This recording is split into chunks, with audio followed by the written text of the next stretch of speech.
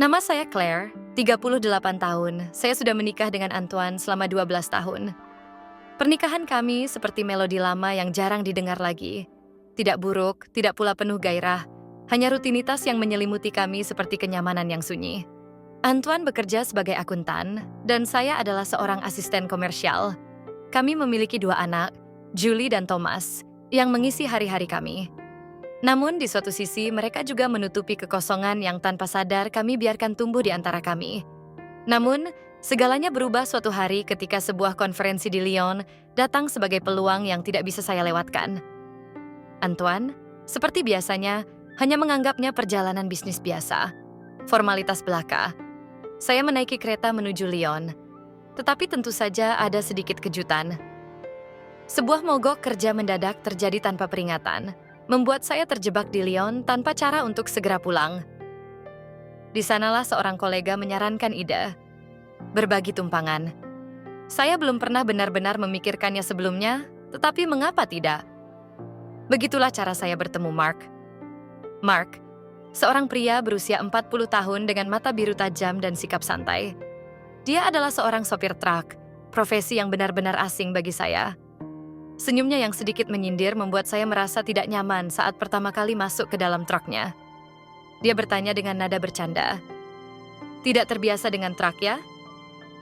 Tidak terlalu," jawab saya dengan gugup. Awalnya saya merasa sangat tidak nyaman di ruang besar dan asing ini. Namun begitu Mark mulai mengemudi, dia membuat saya merasa lebih santai dengan obrolan ringan tentang cuaca, jalan, dan kehidupannya di jalanan.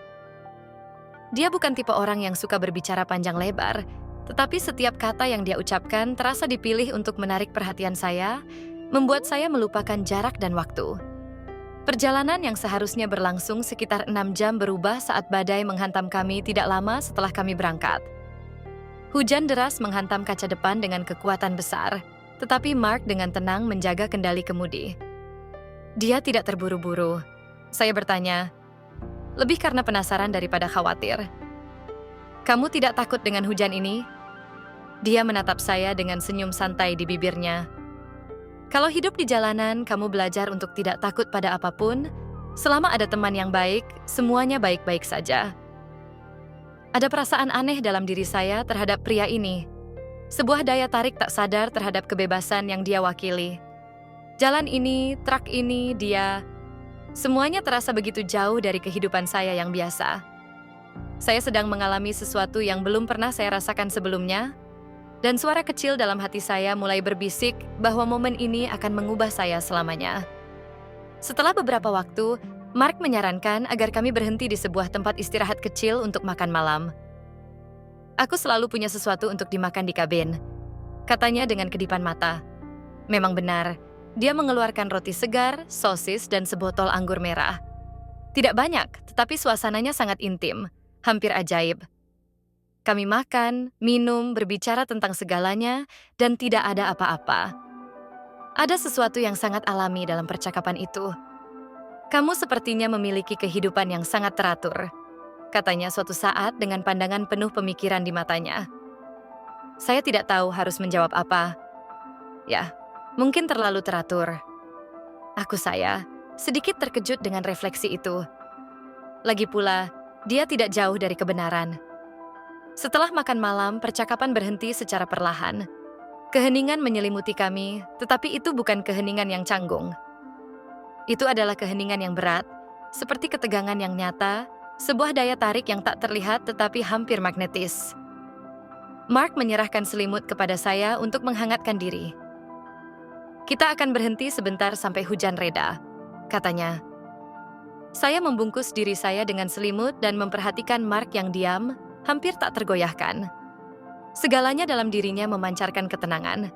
Hidupnya di jalan, jauh dari kekhawatiran dunia, adalah dunia yang sama sekali berbeda dari yang saya kenal, tetapi itu menarik saya tanpa henti. Hujan tidak kunjung reda, tetapi ada sesuatu yang berubah dalam diri saya. Sebagian dari diri saya berjuang melawan kekuatan aneh ini, tetapi bagian lain yang lebih dalam ingin menyerah. Saya tahu bahwa sesuatu yang besar akan terjadi, bahwa malam ini, pertemuan ini, akan mengubah hidup saya selamanya. Apakah kamu mau kopi? Mark bertanya, mengejutkan saya dari pikiran saya. Saya mengangguk dan mengambil seteguk kopi hangat itu yang kontras dengan kehangatan yang saya rasakan di dalam perut saya. Tetapi jauh di dalam hati saya, sebuah pertanyaan tetap ada. Apa yang saya lakukan di sini? Kami melanjutkan perjalanan setelah hujan mereda, tetapi alih-alih kembali ke jalan tol, Mark mengambil jalan kecil di pedesaan. Aku tahu jalan pintas, katanya dengan senyum misterius. Dan ini lebih tenang. Pemandangan ladang dan cahaya lembut setelah hujan mengelilingi kami. Tidak ada yang mendesak dalam perjalanan ini. Hanya jalan, angin, dan momen yang terasa melayang di antara kami. Namun, tiba-tiba Mark menghentikan truk. Ada masalah kecil dengan mesin, katanya dengan senyum nakal di bibirnya. Tentu saja, saya tahu itu hanya alasan. Dia ingin kami berhenti di sini, di tempat terpencil ini, di tengah-tengah antah berantah. Di sana, di tempat sunyi itu, semuanya berubah.